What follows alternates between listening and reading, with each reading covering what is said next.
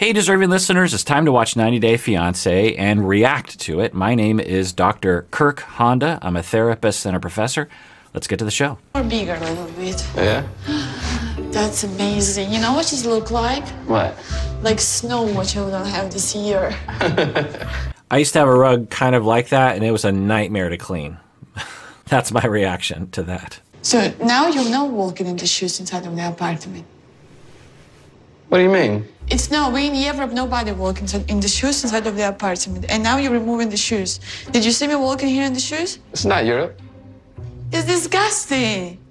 You're walking on dirty street here with people peeing. Nobody. So, as a Japanese person, this is a very frequent concern for Japanese Americans, where in Japan, and a lot of Japanese Americans, a lot of Asian Americans for that matter, will absolutely take off their shoes when they come into the house, even guests.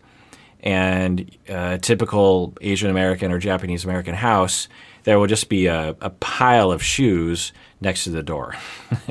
Typical mainstream Americans do not do that, and they wear their shoes in the house. Both are fine. I want to be clear. It's just a cultural thing. There are pros and cons to either one. And here we have an example of a discussion around that. I don't know what Yara's culture does, but for certain, Yara wants people to take off the shoes in the house. Now, I will say that some mainstream Americans will also do the same thing because of, you know, the way that they like to live or rugs or this kind of thing. But anyway, so we have a conflict, one that I have had or a concern. I've never fought with people about it, though. I've never said, that's disgusting, there's something wrong with you. What I say is, well, in this house, we do this kind of thing. When you interact with people, there's a way that you do it that is respectful of their culture while asserting your culture. This is the primary problem of this couple, at least as they exhibit in this show.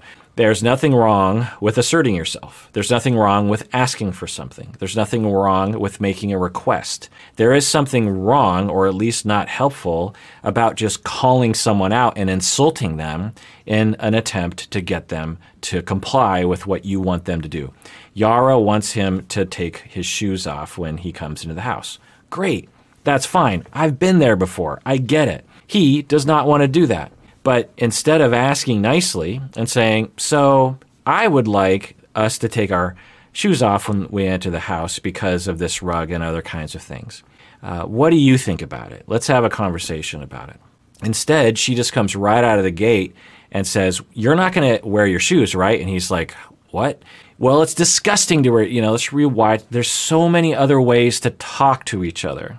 And why would people do this? Well, I have no idea, but for these people, but common reasons that I would look into would be a lot of hidden anger from a lot of hidden hurt.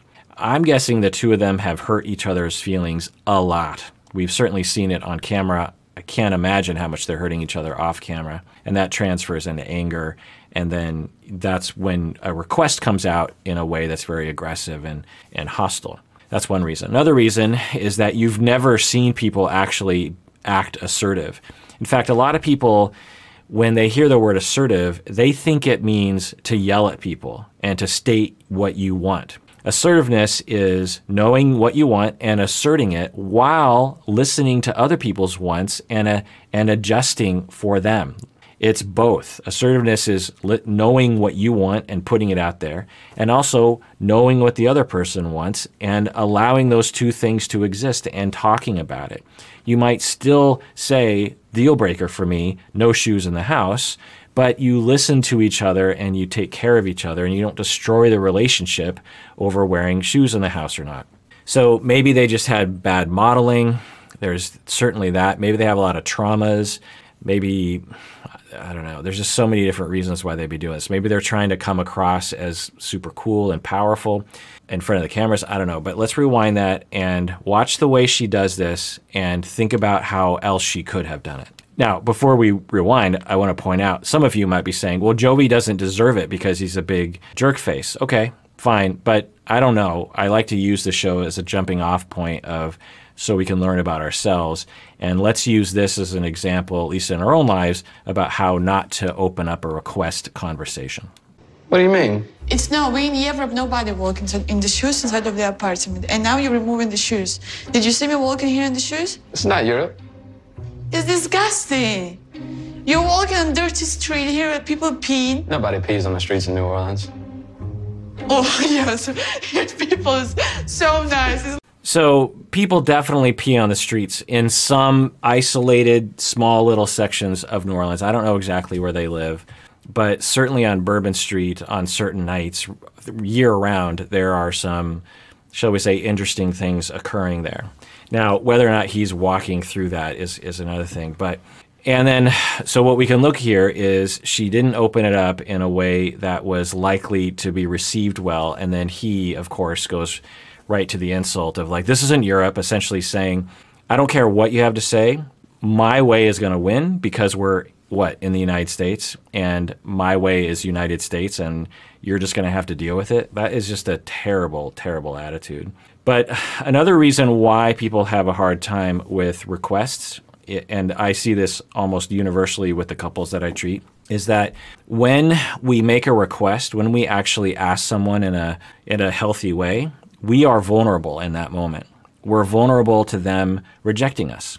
It's so much less vulnerable to either not make the request and resent someone, or not make the request and beat ourselves up for thinking we would ask, or to just come out strong and say like, you're going to do this and you're not, you're stupid if you don't, that sort of thing. It's not very vulnerable to do that. So it's very vulnerable to say, so I have a request that I would like you to listen to. You don't have to do it, but it would really make me feel great if you could not wear your shoes in the apartment. What do you think about that? I know it's not your way, but it would really make me feel better because I'm really trying to make this home into a nice place, and it would kind of stress me out if I saw you walking around in this place with your shoes on. So could you please at least maybe just try it for a little bit? Okay, to be more assertive and more healthy is vulnerable because you've opened yourself up. Through that request, you hear in my request that I have needs and that I have wants and that I would like you to do something, and that if you don't do it, it's going to hurt my feelings. And if the other person says, well, I don't want to do it, not only are you rejected based on your request, but you're rejected on a lot of emotional levels as well because you were vulnerable. And if the person just says, nope, not for me, and doesn't take care of your vulnerability in that moment, it can be 100 times more hurtful to be rejected in that moment than if you just yelled at someone and got rejected.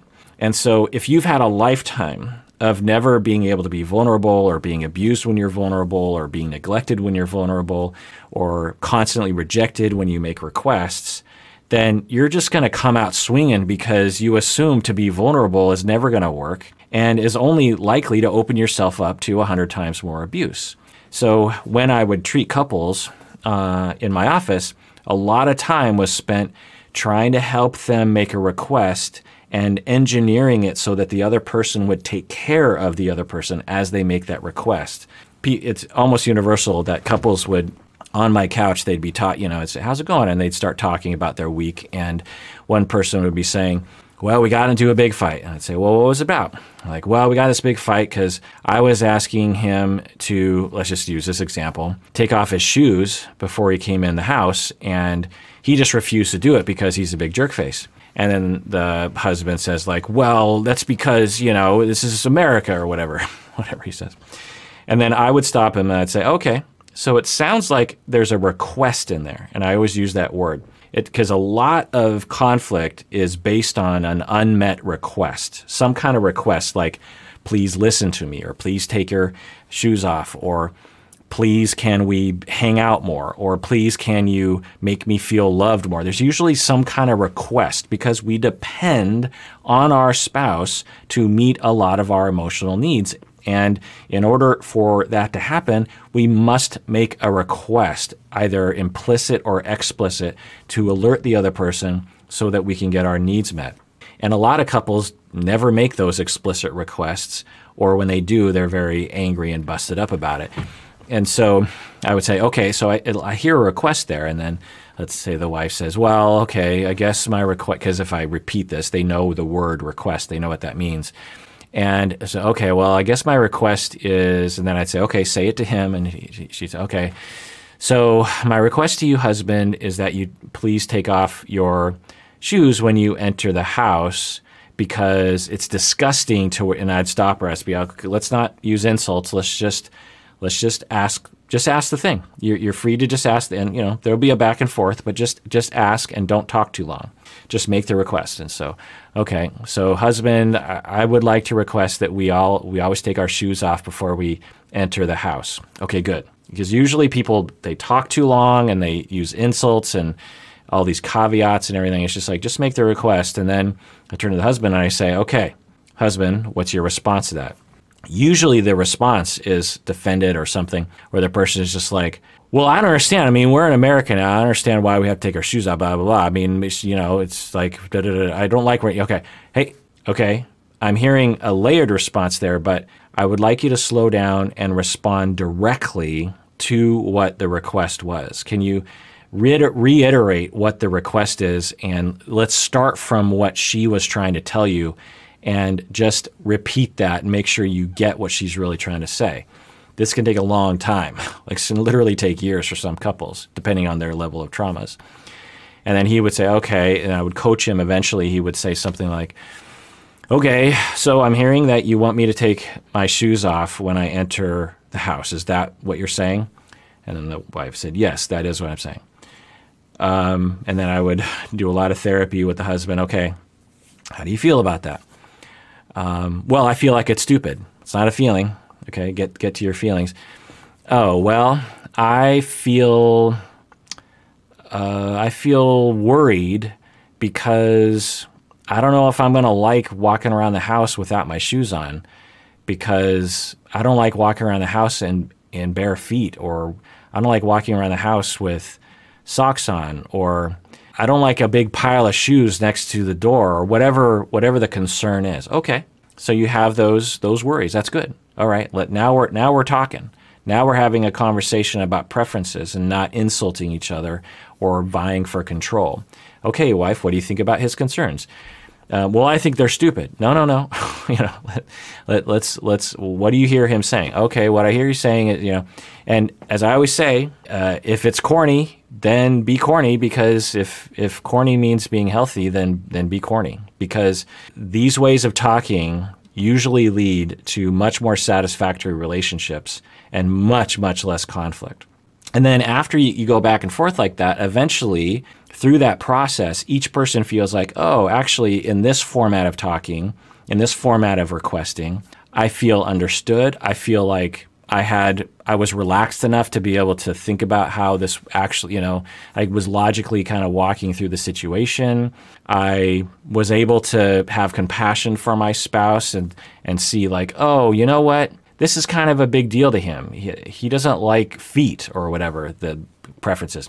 For him, oh, you know what? I see what my wife is saying. Instead of feeling like, oh, she's just trying to control me all the time, through this process of listening and not insulting each other and being vulnerable, the husband will say like, you know what? I really understand where she's coming from. For her, wearing shoes in the house makes her feel really bad. And I don't want her to feel that way because I love her.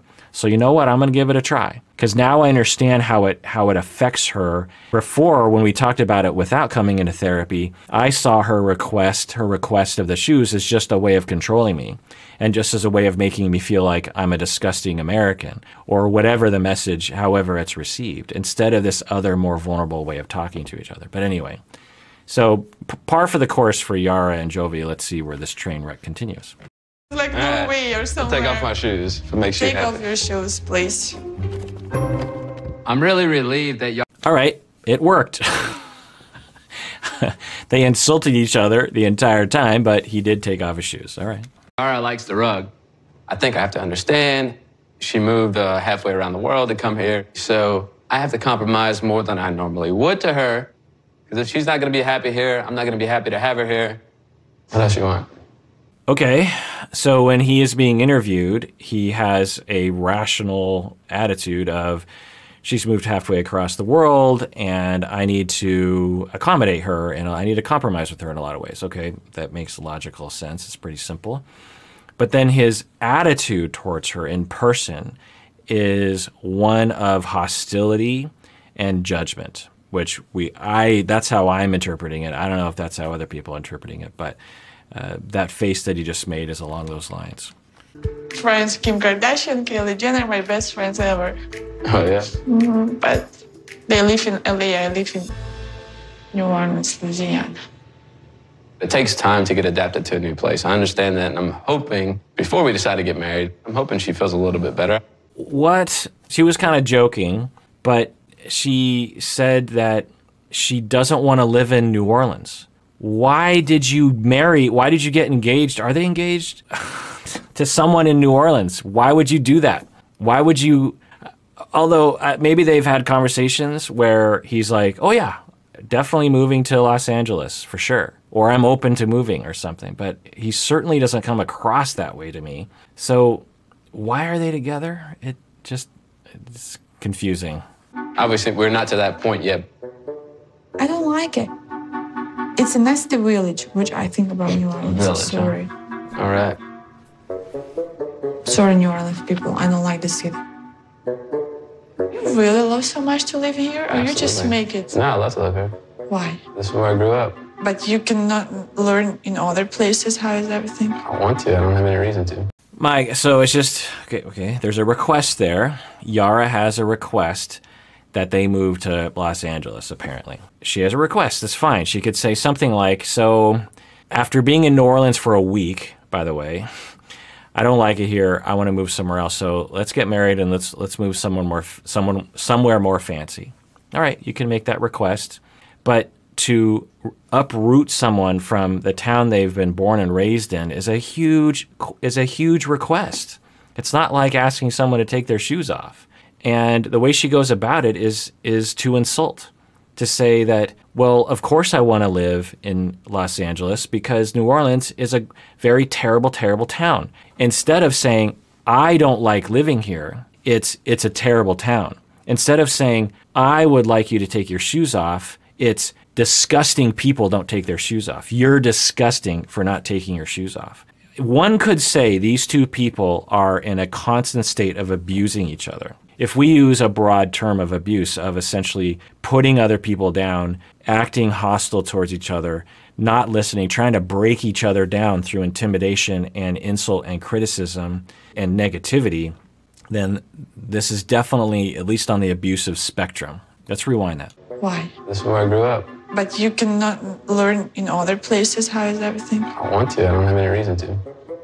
I'm scared to be with you. I think you don't want to move nowhere up. I will not let myself to be in an unhappy situation because I love myself. I love myself. I don't want you to spend my life when I will be unhappy. Awesome. Everyone should live that rule in their life within reason. I don't want to live in a town that I don't want to live in. Okay, great. So why are you with Jovi?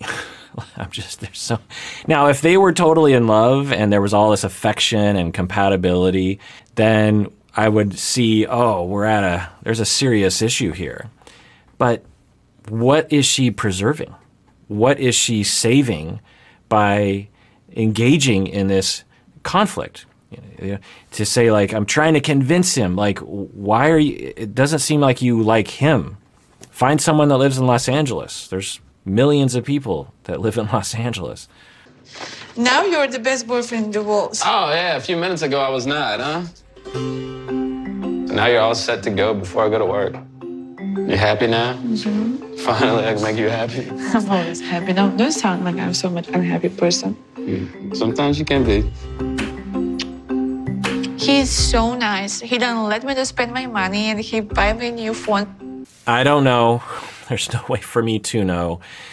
But let's speculate that if we knew more about these individuals, we might develop an hypothesis that she is highly focused on material things and how things look. And why would someone be that way?